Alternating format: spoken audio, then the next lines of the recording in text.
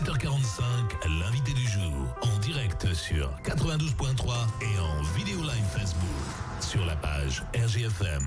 Il est 7h45, merci de vous informer en notre compagnie comme chaque matin. Lutter contre toutes les formes de maltraitance infantile, c'est le but de l'association Les Papillons, qui est une association nationale née il y a 4 ans et qui va désormais avoir une déclinaison départementale dans le département de l'Allier et la présence également à Montluçon pour faire connaître cette association de certaines de ses membres, notamment demain, je le dis d'ores et déjà, dans le hall principal de l'hôpital, puis dans la galerie Carrefour à Saint-Jacques samedi.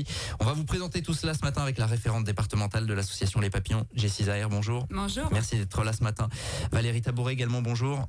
Bonjour à tous. Vous êtes référente départementale adjointe de cette association. Je le disais, volonté de lutter contre toutes les formes de maltraitance infantile. Déjà, est-ce qu'on peut rappeler comment est née cette association? Parce que c'est vraiment l'initiative de quelqu'un qui a été particulièrement touché par ces problématiques-là. Tout à fait. Donc, l'association Les Papillons a été fondée en 2019 par Laurent Boyer, qui est commissaire de police, qui a été victime de viol commis par son frère, donc de ses 6 ans à ses 9 ans. Et il connaît en fait, ce monsieur, l'importance de la libération de la parole dans la reconstruction de l'enfant et de la personne. Voilà, donc lui, il a été touché personnellement. Il s'est dit, il faut agir tout simplement sur cette problématique-là. On va dans un instant parler de la façon dont tout cela se passe pour évoquer tout cela. Du coup, il n'y avait pas vraiment de structure de ce type sur le département de l'Allier, en tout cas au niveau associatif. Non. Ouais. Non. Donc vous êtes dit. Faut qu'on mette quelque chose en place. Comment ça s'est fait le lien finalement? En fait, l'association donc est nationale et les départements après s'organisent de façon autonome pour mettre en place des manifestations, pour faire connaître l'association et pour installer le dispositif des boîtes aux lettres dans les locaux des écoles. Donc nous on est Jessie a été la première référente de l'Allier et la seule référente. Je l'ai rejointe au mois de juin dernier. Et puis maintenant, nous, notre rôle principal est d'informer, de communiquer pour faire connaître l'association, puisque c'est une association qui est jeune, qui n'est pas encore connue. Et puis notre rôle est aussi de démarcher les communes pour pouvoir installer des boîtes aux lettres. Alors justement, le principe de cette association, il repose sur ces boîtes aux lettres, parce qu'on sait que la problématique dans ces cas de maltraitance infantile, c'est souvent la libération de la parole, et puis ce sont des jeunes, donc qui par définition n'ont pas forcément toutes les clés pour dénoncer ce type de fait. Expliquez-nous donc comment ça se passe, les boîtes aux lettres, et comment vous allez essayer de mettre ça en place localement. Donc en fait, les boîtes aux lettres, comme l'a mentionné Valérie, donc sont mises en place dans les écoles, dans les structures accueillant des enfants, structures donc scolaires, périscolaires, ainsi que dans les clubs sportifs. Le but en fait, c'est que les enfants puissent mettre donc les mots dans ces boîtes aux lettres. Ces boîtes aux lettres sont relevées 2 fois par semaine par des personnes attitrées et les courriers sont envoyés au pôle des courriers papillons.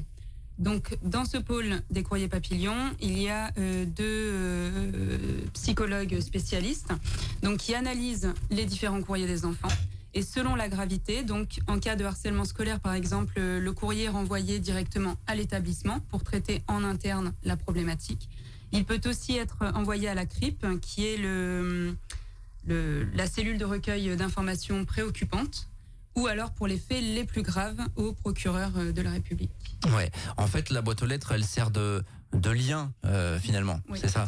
Quand vous disiez les élèves ou les enfants peuvent y déposer leurs mots, alors les mots MOTS bien sûr, parce que le but c'est de mettre ça sur papier, mais les mots MAUX aussi, c'est ça. Tout à fait, c'est tout à fait ça. Oui, exactement ça. Bon, donc vous allez essayer de mettre ça en place. C'est vrai qu'il est important d'informer le grand public sur le fait que ces mots ils sont traités par des personnes spécialistes derrière, évidemment, qu'il y a un cadre dans tout cela. C'est pas évidemment des personnes qui lambda, je dirais, qui vont s'occuper de tout ça. C'est ça le but, c'est de montrer qu'il y a un sérieux derrière finalement. Bien sûr. Que des personnes spécialisées, oui, bien sûr. Le constat donc qui a été fait, c'est que c'est compliqué pour les enfants souvent de s'exprimer sur ces questions-là, et que là, cet aspect, on met dans une boîte aux lettres, il n'y a pas forcément de contact direct, mais on peut coucher sur papier les problématiques, ça facilitera la chose. Oui, c'est important. C'est sûr. Si on reparle de Laurent Boyer, par exemple, il a attendu d'avoir pas loin de 40 ans avant de parler. La première fois qu'il a parlé, il l'a fait par écrit. Il a laissé un courrier à sa femme pour lui expliquer. Et c'est à partir de ce moment-là, lui, qu'il a pu se sortir de ce cercle et commencer d'agir pour les autres et lui de s'en sortir.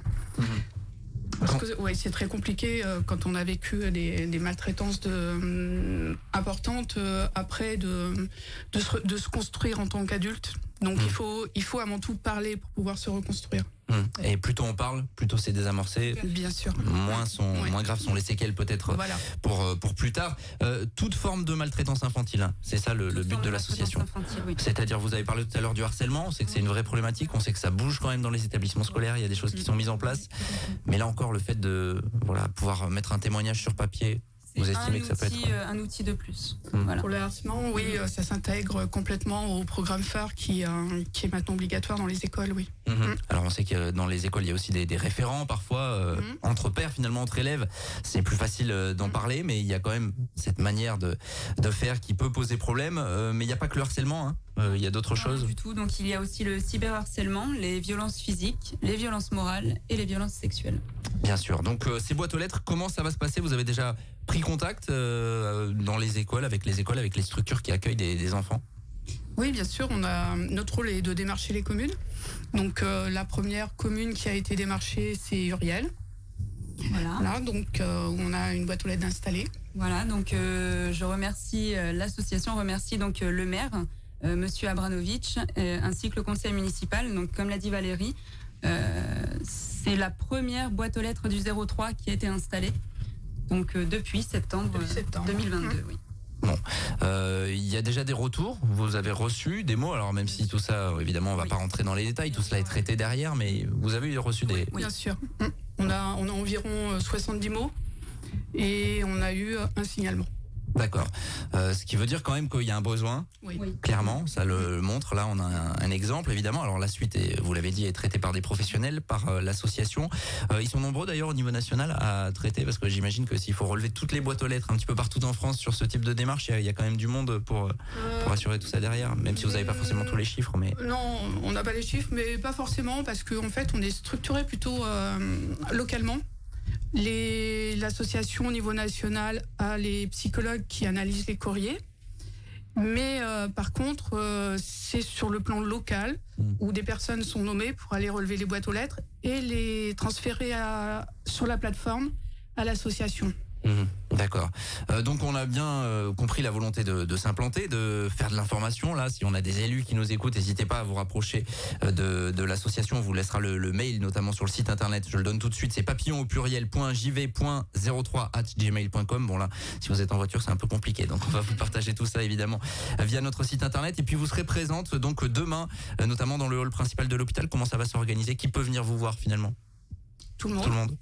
Voilà, bien sûr, ma question était très ouverte. On sera installé dans le hall et puis chaque personne qui voudra venir discuter un petit peu avec nous pour connaître l'association et pourquoi pas intégrer notre équipe aussi, parce qu'on est à la recherche de bénévoles et tout le monde pourra venir discuter avec nous, savoir exactement l'association, comment ça fonctionne, pourquoi elle est là et ce qu'elle veut mettre en œuvre sur le plan national et sur le plan départemental.